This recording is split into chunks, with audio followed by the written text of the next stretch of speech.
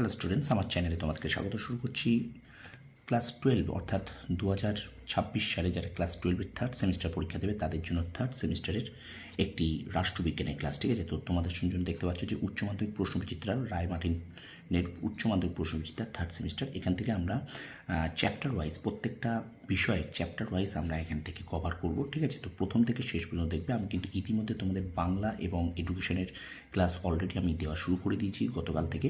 তো অবশ্যই কিন্তু তোমরা এই ক্লাসগুলোকে প্রথম থেকে শেষ পর্যন্ত দেখবে। ঠিক আছে, তো ইতিহাস, ভূগোল, বাংলা, ইংরাজি, এডুকেশান, ঠিক আছে, রাষ্ট্রবিজ্ঞান, এইগুলো তোমরা এই সাবজেক্টগুলো চ্যাপ্টার ওয়াইজ যে প্রশ্নগুলো এখানে বইয়ের পিছনে দেওয়া আছে সেগুলো আমি প্রথমে করাবো, তারপরে মডেল সেট করাবো। ঠিক আছে, তো প্রথমে চ্যাপ্টার ওয়াইজ শেষ করবো, তারপরে মডেল সেট। ওকে, তো চলো শুরু করে দিই ক্লাস 12 থার্ড সেমিস্টারের রাষ্ট্রবিজ্ঞানের ক্লাস রায় মার্টিন প্রশ্নবিচিত্রা থেকে। চলো দেখে নিই।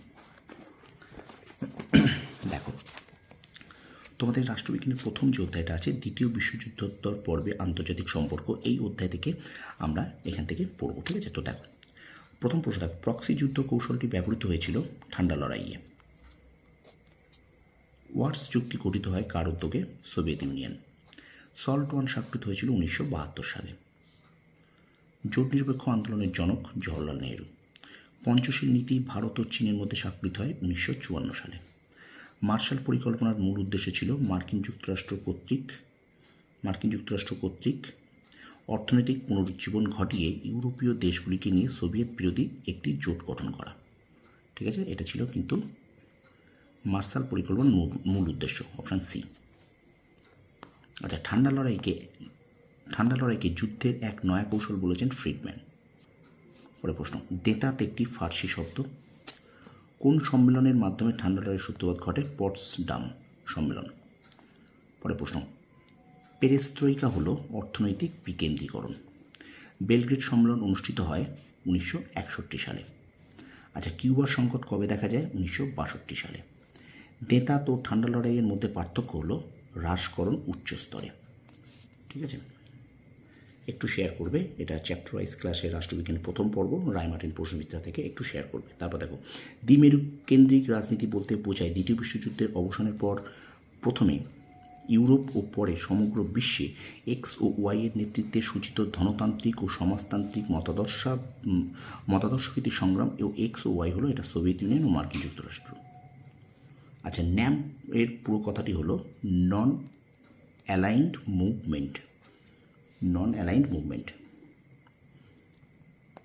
আচ্ছা, তারপর দেখো, জোট নিরপেক্ষ মতাদর্শ কোন ভারতীয় রাষ্ট্রনেতার মস্তিষ্কে প্রসিত? না, এটা জওহরলাল নেহরু। আচ্ছা, এবার দেখো জোট নিরপেক্ষতার দুটি মূল বৈশিষ্ট্য হলো, এখানটা দেখো সত্য মিথ্যা আছে, একটু ভালো করে তোমরা দেখে নেবে, এটা আমি পড়ছি না। 1 সত্য, 2 সত্য, 3 মিথ্যা, 4 মিথ্যা। ঠিক আছে, 1 সত্য, 2 সত্য, 3 মিথ্যা, 4 মিথ্যা, এই তোমরা বিবৃতিগুলো একটু দেখে নেবে। ঠিক আছে, এটা আমি পড়ছি না। তারপর দেখো, জোট নিরপেক্ষতা বলতে ড্যাশ বা ড্যাশ কোনো জোটে অংশগ্রহণ করা থেকে বিরত থাকাকে বোঝায়। এটা হলো পুঁজিবাদী শিবির আর সমাজতান্ত্রিক শিবির। আচ্ছা, 19 দেখো, কোন বছর বান্ধব সম্মেলন অনুষ্ঠিত হয়? এটা হলো 1955 খ্রিস্টাব্দে। ঠিক আছে স্টুডেন্টস, একটু ভিডিওটা শেয়ার করবে বন্ধুদের মাঝে। ঠিক আছে, একটু শেয়ার করো। আচ্ছা, তারপরে দেখো বলছে পরের প্রশ্ন দেখো, যে কোনো একটি পঞ্চশীল নীতি হলো প্রত্যেক রাষ্ট্রের ভৌগোলিক অখণ্ডতা ও সার্বভৌমত্বের প্রতি পারস্পরিক শ্রদ্ধা নিদর্শন। আচ্ছা, পরের প্রশ্ন, NIEO কথাটির পুরো অর্থ হলো নিউ ইন্টারন্যাশনাল ইকোনমিক অর্ডার। ঠিক আছে, তারপর দেখো, ঠান্ডা লড়াইয়ের সঙ্গে সম্পর্কিত দেশগুলির নাম মার্কিন যুক্তরাষ্ট্র ও সোভিয়েত ইউনিয়ন। পরের প্রশ্ন দেখো, ঠান্ডা যুদ্ধকে গরম শান্তি বলেছেন বার্নেট। মার্শাল পরিকল্পনা কার্যকরী হয় 1947 খ্রিস্টাব্দে। ন্যাটো গঠিত হয় কার উদ্যোগে? মার্কিন যুক্তরাষ্ট্র। এক মেরুকেন্দ্রিক বিশ্বের প্রধান দেশ আমেরিকা। জোট নিরপেক্ষ আন্দোলনের একটি অপরিহার্য নীতি হলো হস্তক্ষেপ না করা। ঠান্ডা যুদ্ধে গৃহীত যে কোনো দুটি পদ্ধতির নাম প্রক্সি ওয়ার ও কূটনীতি। আচ্ছা, মার্কিন রাষ্ট্রপতি হ্যারি ট্রুম্যান মার্কিন কংগ্রেসের এক বক্তৃতায় গ্রিস, তুরস্ক সহ বিশ্বের যে কোনো একটি দেশকে ড্যাশ আগ্রাসনের বিরুদ্ধে ইউরোপের দেশগুলিকে সামরিক ও ড্যাশ সাহায্যদানের প্রতিশ্রুতি দেন। তার ট্রুম্যান নীতি নামে পরিচিত। সেটা হলো সোভিয়েত আগ্রাসনের বিরুদ্ধে, আর একটা হলো আর্থিক সাহায্যদানের। ঠিক আছে, আচ্ছা শেষ প্রশ্ন দেখো আজকের ক্লাসের প্রথম পর্বের, ন্যাটোর পুরো কথাটি হলো নর্থ আটলান্টিক ট্রিটি অর্গানাইজেশন। ঠিক আছে, তো এই ছিল রাষ্ট্রবিজ্ঞান তোমাদের রায়মার্টিন প্রশ্নবিদ্যা থেকে ক্লাস 12-এর 3rd সেমিস্টারের তোমাদের অধ্যায় ভিত্তিক চ্যাপ্টার ভিত্তিক যে প্রশ্ন ক্লাস আমি করছিলাম তার প্রথম পর্ব।